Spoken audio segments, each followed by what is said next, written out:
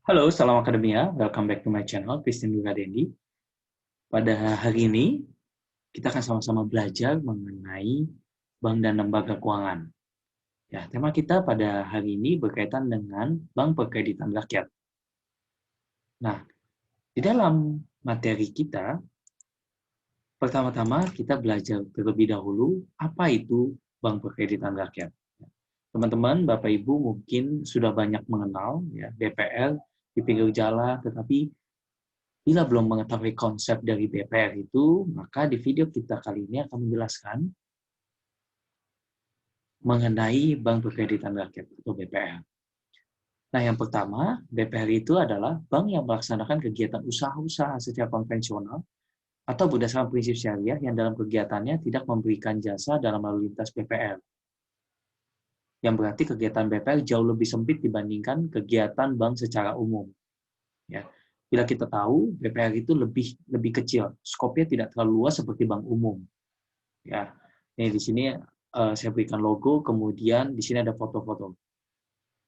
Ya, contoh dari Bank Perkreditan Rakyat bagi teman-teman mahasiswa yang belum mengetahuinya ya. Nah, karakteristik yang membedakan dengan bank umum itu seperti apa? Yang pertama, segmen nasabahnya berbeda, proses yang lebih cepat, dan ketiga ikatan emosional. Segmen nasabah yang berbeda karena dia fokus, spesifik. Ya, fokus dan spesifik, tidak seperti bank umum. Bank umum lebih menyeluruh, banyak segmen-segmennya, banyak bisnisnya, ya, sehingga dia tidak spesifik dan proses yang lebih cepat dibandingkan bank umum. Tentu saja karena BPR skopnya lebih kecil dibandingkan bank umum. Kemudian ekonomi emosional atau personal yang lebih kuat khususnya di daerah-daerah perdesaan atau daerah-daerah terpencil, ya, di pinggiran yang jangan disentuh oleh bank umum. Nah, BPR masuk untuk memberikan pelayanan kepada masyarakat, khususnya untuk memberikan perkreditan bagi wirausaha-wirausaha di desa-desa, kemudian segmentasi dan skopnya pun lebih kecil sehingga hubungan emosional antara pelanggan, customer dengan BPR itu lebih kuat ya, secara personal. Nah, fungsi, tujuan, dan sasaran BPR. Di sini fungsi sebagai penghimpun dan penyalur dana masyarakat. Kegiatan ini tidak hanya menyalurkan kredit kepada pengusaha mikro, kecil, dan menengah, tetapi juga memberikan simpanan dari masyarakat. Dalam penyaluran kredit kepada masyarakat menggunakan prinsip 3T, yaitu tepat waktu, tepat jumlah, dan tepat sasaran. Tujuan BPR adalah menunjang pelaksanaan pembangunan nasional dalam rangka meningkatkan pemerataan, pertumbuhan ekonomi, dan stabilitas nasional ke arah peningkatan kesejahteraan rakyat banyak. Ya, sasaran BPR dalam menjalankan usahanya adalah melayani kebutuhan petani, peternak, nelayan, pedagang, usaha kecil, pegawai, dan pensiunan yang sampai saat ini belum dapat terjangkau oleh bank umum. Nah, di mana Bapak, Ibu, teman-teman semua, tadi sudah dijelaskan, skop dari BPR itu lebih kecil dibandingkan bank umum. Nah, dia menjangkau pemerataan, khususnya di daerah-daerah yang belum terjangkau dengan bank umum, daerah-daerah pedesaan, daerah-daerah kota kecil, pinggiran. Tujuannya apa? Tujuannya untuk meningkatkan kesejahteraan rakyat banyak.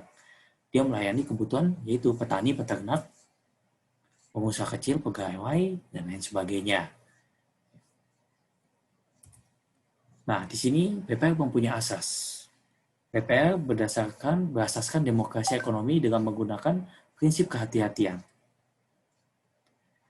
Demokrasi ekonomi adalah sistem ekonomi Indonesia yang dijalankan sesuai dengan pasal 33 UUD 1945 yang memiliki 8 ciri positif sebagai faktor pendukung dan 3 ciri negatif yang harus dihindari: free fight, liberalisme, etatisme, dan monopoli. Ya, ini adalah asas-asas dari BPR. Nah, kegiatan-kegiatan BPR itu seperti apa saja? Pertama, menghimpun dana dari masyarakat dalam bentuk simpanan, ya. Kemudian memberikan kredit, menyediakan pembiayaan bagi nasabah berdasarkan prinsip bagi hasil sesuai dengan ketentuan yang ditetapkan peraturan pemerintah. Kemudian ketiga, menempatkan dananya dalam bentuk SBI atau Sertifikat Bank Indonesia. Deposito berjangka, sertifikat deposito, SBI ada sertifikat yang ditawarkan Bank Indonesia pada BPR apabila BPR mengalami over liquidity atau kelebihan likuiditas. Ya, ini adalah bentuk-bentuk kegiatan BPR ya, Bapak Ibu, teman-teman semuanya.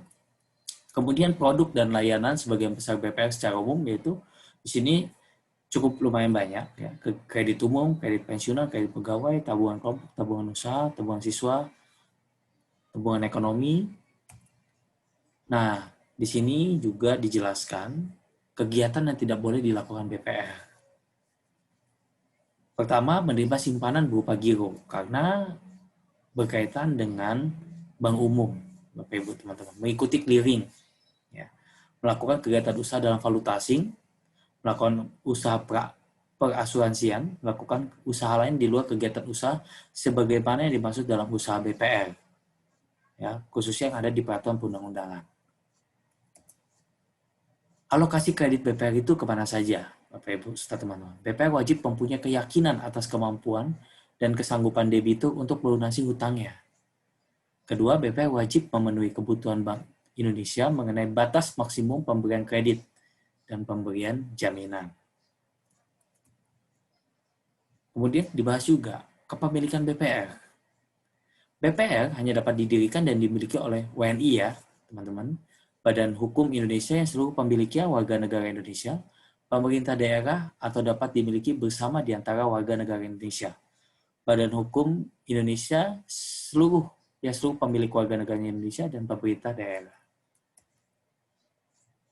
Yang kedua, BPR yang berbentuk hukum koperasi kepemilikannya diatur berdasarkan ketentuan dalam undang-undang tentang perkoperasian yang berlaku.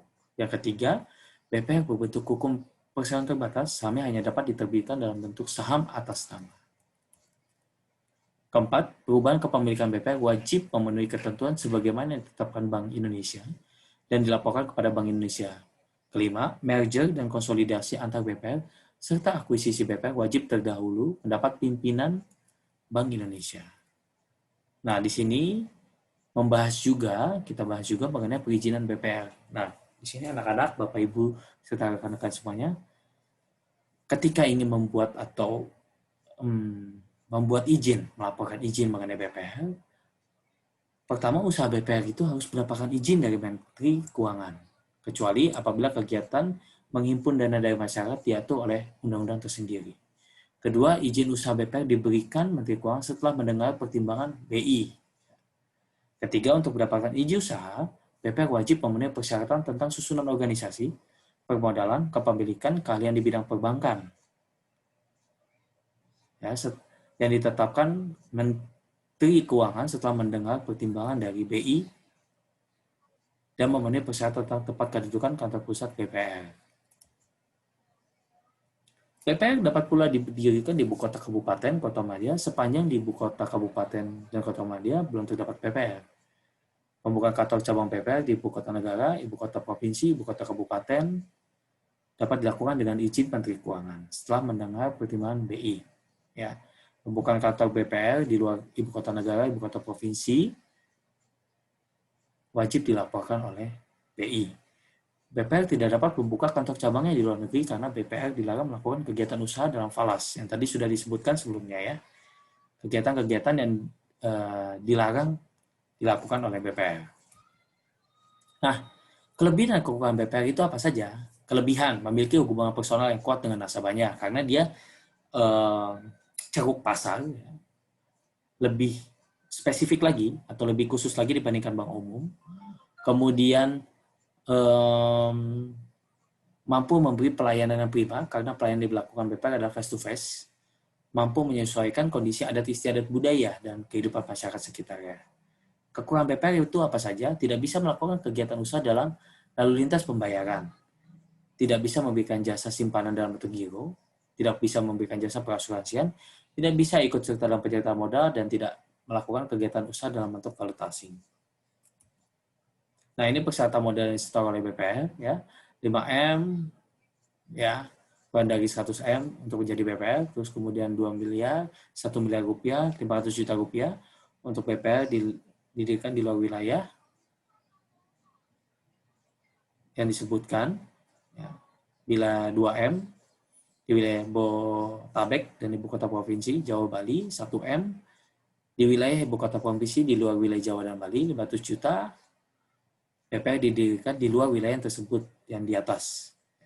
Bagian dari modal yang disetorkan yang digunakan untuk modal kerja sekurang-kurangnya sebesar 50%. Aspek penilaian kelayakan pendirian BPR itu apa saja? Demografi, ekonomi wilayah, data perbankan, proyeksi keuangan, sasaran pasar yang jelas, perencanaan SDM, dan persiapan sistem dan prosedur. Oke, mungkin itu saja berkaitan dengan Bank Perkreditan Rakyat atau BPR. Semoga informasi yang saya berikan kepada Bapak Ibu, anak-anak, mahasiswa semuanya dapat berguna bagi pengetahuan rekan-rekan sekalian. Terima kasih sudah menonton video kali ini dan salam akademia.